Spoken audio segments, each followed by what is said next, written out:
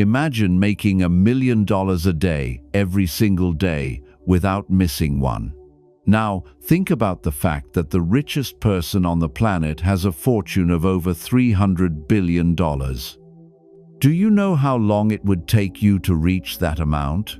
More than 800 years.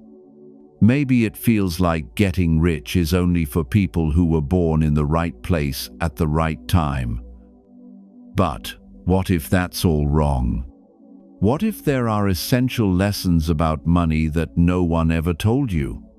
In this video, you're going to discover 5 untold truths most people ignore about how to actually get rich, even starting from scratch. I'm sure the last one will surprise you.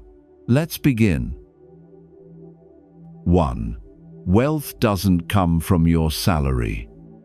From a young age, a lot of people learn a simple idea: work more hours, make more money. Sounds fair enough. But over time, that equation starts to break down. Salaries don't keep up with the cost of living, bills pile up, and even when you're doing everything right, you're stuck in the same place. Frustration sets in. You look around and see people living way above your means, and they're not always smarter or working harder than you. The harsh truth is that salaries have a ceiling, and worse, they're tied to your time.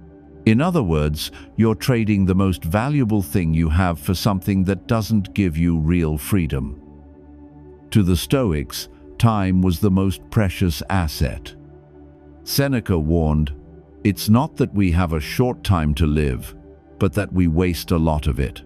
Trading time for money without being mindful about it is like giving away your life without getting anything real in return. It was never just about making money, it's always been about how we use what we have. While many people chase promotions or higher job titles, the Stoic quietly asks, does this get me closer to a freer life or just tie me down even more? The salary mindset trains us to think small: stability over autonomy, control over action. The first step is simple but crucial. Stop measuring your income only by your salary. Start thinking about how you can create value outside of your job, even through small side projects. It could be a skill, a service, an idea, anything that doesn't just depend on trading your time for money. Because if all you have is time, and you trade all of it away for money, what will you have left in the end? In the next point, you'll see why people who focus only on money rarely get rich, and what you should aim for instead. 2. Money is a result of solving problems. Most people spend their lives trying to make money directly. They work, save, invest, but everything revolves around chasing money itself. And when the money doesn't come, or only trickles in, frustration hits. It feels like the world is somehow sabotaging their efforts. But money doesn't show up just because you want it to. It shows up when you solve something that matters to someone. If you're not providing real value, there's no reason for money to flow your way. This is the part no one teaches you in school, and it's why so many people stay stuck for years. The Stoics had a clear view. Life should be lived in service of reason and human nature, and one of the highest ways to live is by helping others. Solving problems isn't just a financial strategy, it's a way of life that's aligned with virtue. When you improve the world around you, value naturally follows. Epictetus said, "Don't seek for things to happen the way you want them to. Rather, want them to happen the way they do happen." In other words, stop wishing for money to appear out of thin air. Understand how it actually comes into existence. Accept that the dynamic is simple. Problem solved equals value created equals reward received. The Stoic action here is practical. Look around you. What real problems do people face and complain about every day? What frustrations keep showing up? What could be done better, faster, cheaper, or clearer? That's the root of building wealth. Because the money you're chasing is hidden in the pain points you're ignoring. And in the next point, you'll see why effort alone doesn't guarantee any reward and what really makes a difference in what the market values. 3. The market doesn't pay for effort. It pays for perceived value. You probably know someone who works all day, puts in the effort, grinds, and still barely makes enough to pay the bills. Meanwhile, there are people who seem to make money easily, even doing things that, from the outside, don't look that hard. That feeling of unfairness is common, but the market doesn't reward who works the hardest. It rewards those who deliver something that's perceived as valuable. No matter how dedicated you are, if what you do can easily be replaced, the reward will always be limited. The Stoic accepts reality as it is, not as they wish it were. Marcus Aurelius wrote, "Stop hoping that the world will reward you for something you haven't yet given yourself." The market isn't cruel, it's just logical. It responds to perceived usefulness, not invisible effort.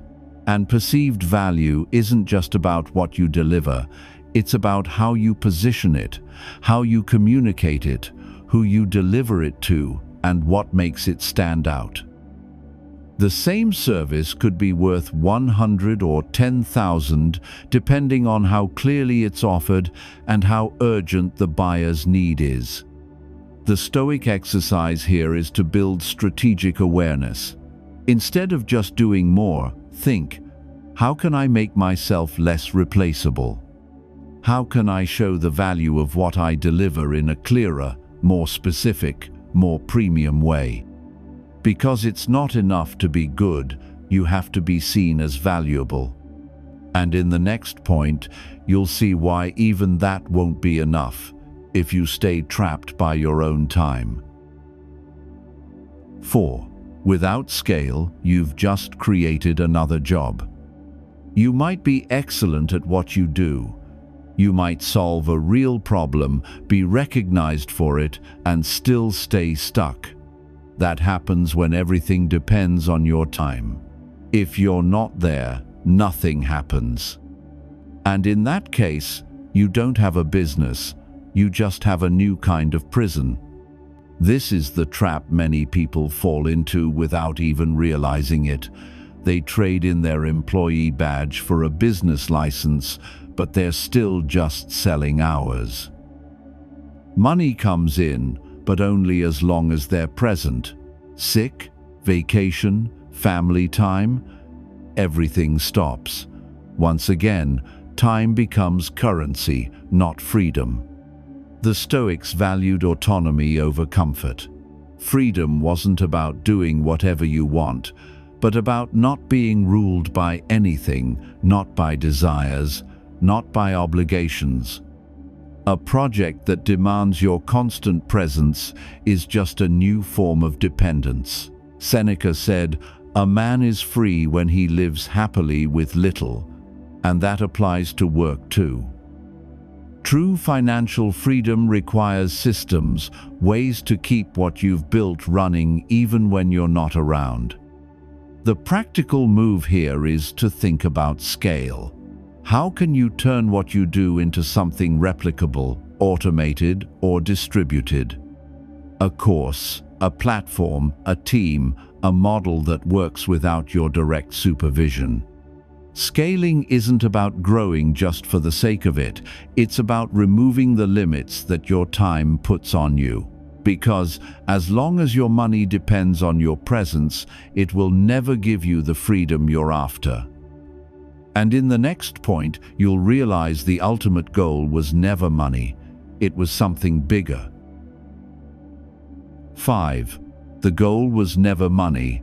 It was always control over your own life. You spend years believing the goal is to make more money. You work, hustle, accumulate. But deep down, what you really want isn't the money itself. It's what you think money can give you: quality time, peace of mind, choice. But when the money finally comes, a lot of people end up disappointed. The heavy routine stays, anxiety grows, the fear of losing everything gets even stronger. And that feeling of lightness you were hoping for just doesn't show up. The mistake is making money the finish line. When it becomes the center of your life, everything gets organized around it, even your most personal decisions. But money, by definition, is a tool. And a tool can't fill a void. The Stoic doesn't chase accumulation, they chase clarity. What they want isn't a fat bank account, it's a light mind, a routine that makes sense. A daily life where choices are driven by intention, not fear or scarcity. The final question is simple. What do you really want to buy with the money you're chasing? Objects? Approval? Or the chance to live with more calm, more presence, more control? Because in the end, it's not about getting rich. It's about not needing to run away from your own life. At the end of the day, getting rich doesn't start with money, it starts with clarity. Clarity about what you're really chasing, about what you're giving to the world, and most importantly, about what you're willing to change. Because the real breakthrough doesn't happen when you make more, it happens when you start seeing more clearly. The Stoics remind us that freedom isn't something you win someday, it's something you build through the choices you make today. Choices guided by awareness, purpose, and practical action, even when the results aren't showing up yet. Now, tell me, which of these truths hit you the hardest? Leave a comment down below. If this video brought you value, make sure to like it, subscribe to the channel, and share it with someone who's rethinking how they handle money. That way, you'll help us get more content about Stoicism and finances out to you first. And remember, it's not money that sets you free, it's what you do before it. Stay on the path to prosperity until we meet again.